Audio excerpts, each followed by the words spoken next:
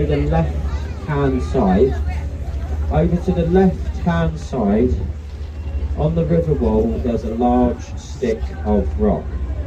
Now, that stick of rock, that is known as Cleopatra's Needle. It is older than the city of London itself. It dates back over 3,000 years. It once stood in a place called Heliopolis in Egypt. It was given to us by a grateful Egyptian viceroy for English's victory over the French in the Battle of the Nile.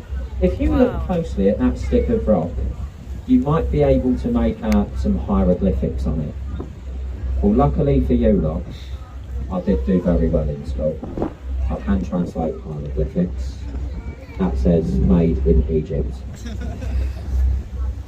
The next bridge, this is the Waterloo Road Bridge. It is the ladies' bridge of the River Thames. Over 95% of the workforce, they were female when this bridge was under construction.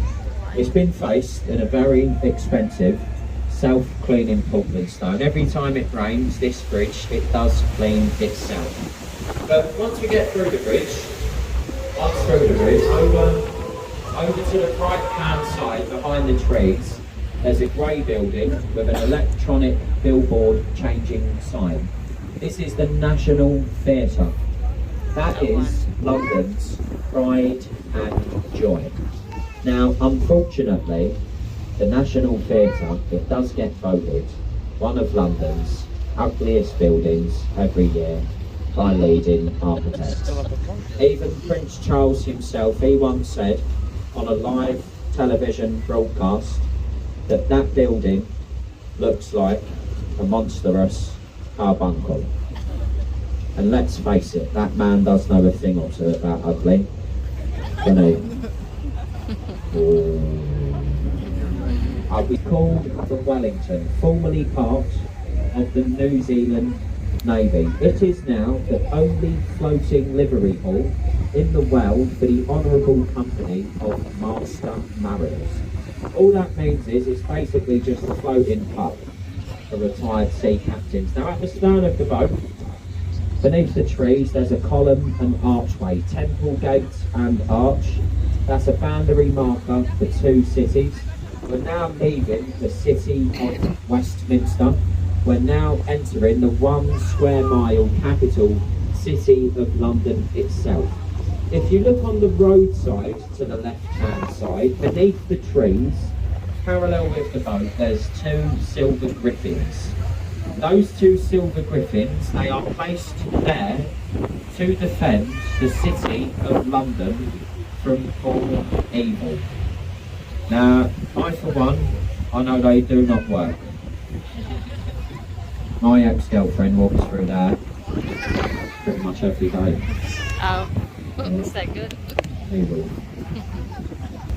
There's an orange building in brickwork, the Oxo Tower. That's where they once made a famous little stopcock, better known as Mum's Gravy.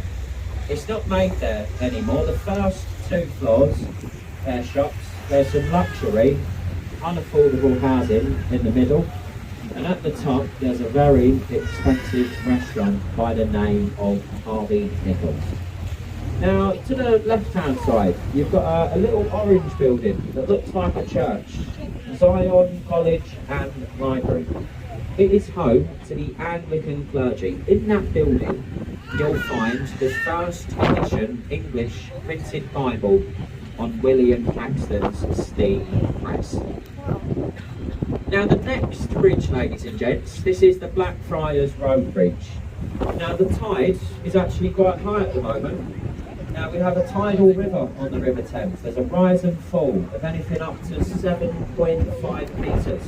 Normally we drive our boats on the right hand side of the river, but we've not actually got the air draft to fit through the arch over to the right hand side, so we need to take this centre arch here. But these are the Blackfriars group of bridges. Nowhere on this river will you find 3 bridges this close together. They quite often get referred to as the Tunnel of Love. And it is said if you turn to a loved one, give them a quick kiss as you go through these bridges, it will grant you many years of happiness. Now, if you give your loved one a quick kiss, it will grant you many years of happiness. But if you're not with a loved one today, I suppose you've always got your husband or your wife. If there's any single women, you're more than welcome to come and give me a quick kiss. No? No? No? Right. Any single men? Our young cabin boy, Roger, he's an open-minded young man. It gets a bit lonely in there, don't you, mate? Yeah, see? Now, to the left-hand side, dominating the skyline, the magnificent dome of St. Paul's Cathedral. So Christopher Wren's masterpiece, completed in 1710. That took 35 years to be built, and it's the second largest unsupported cathedral dome in the world, only second to St. Peter's in the Vatican City. Stands 365 foot tall. To the right hand side, there's a brown building with a chimney. This is the old Bankside Power Station. Now the old Bankside Power Station, it now houses the Tate Modern Art Gallery. The Tate Modern Art Gallery is free to enter. But if you've ever seen modern art, you'll know why that's free. Is anyone up here a fan of modern art? Anyone? Yeah?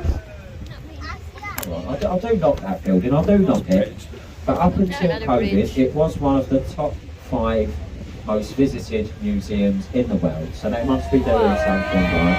Hello. Hello.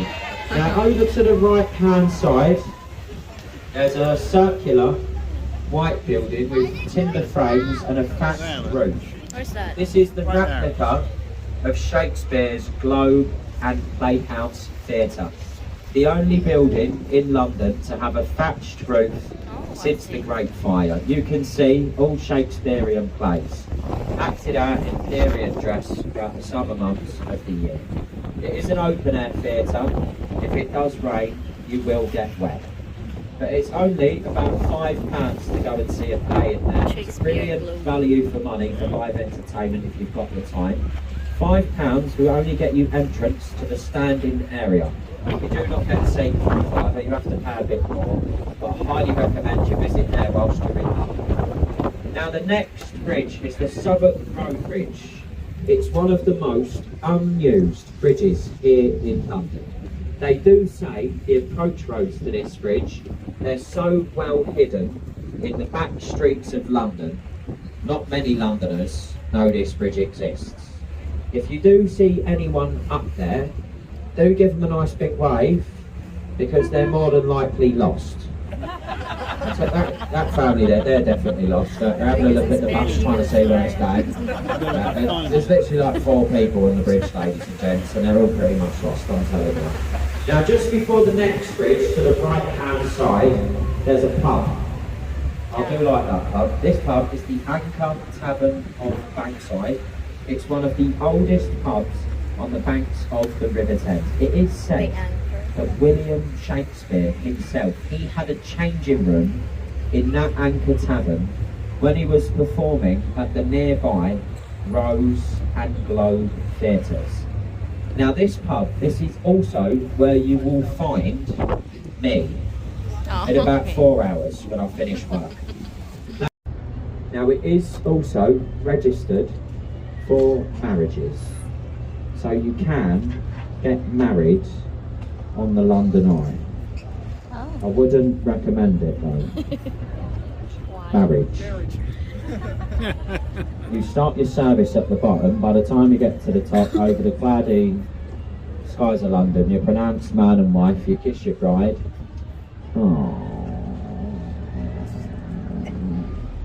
And then it's all downhill after that. Now ladies and gents, the first bridge which we'll go beneath today is the Charing Cross Railway Bridge. Charing Cross Railway Station, that's to the left hand side of the bridge. Now the architect who designed that station, He designed that to look like the steam train emerging from a tunnel. So if you take your head, tilt it to one side, squint one eye, you'll see it looks nothing like that. It looks more like an old-fashioned jukebox in a pub to me, but that's my opinion. Now as we go through the first bridge, ladies and gents, we've got a lovely tradition on these boats. What we are going to do, we are going to blow the ship's horn, give everyone up here a nice wave. Come on, get your hands up, let's have a wave. Come on, come on, come on. Wave, that's it, waving. Hello, hello, keep waving. Keep waving. This is how we get the people not to throw anything at the boat. If we are waving, they are not throwing. We'll do it again, let's do it again. Look. Hello. Hello. If anyone doesn't wave back to you, it normally just means that they're... Get your cameras ready. Get your cameras ready, because on the right, there's a pirate ship in that dockway. Oh, yeah. You might want to take a picture of that pirate ship, because it's got absolutely nothing to do with those films. Nothing to do with them. Nothing to do. I just really like them. Sorry. It's actually a replica of Sir Francis Drake's The Golden Hind. The original circumnavigated the world once. The replica been around the world twice. They're saving up for their third expedition. Now the next bridge, ladies and gents, this is the world famous London Bridge. This is it.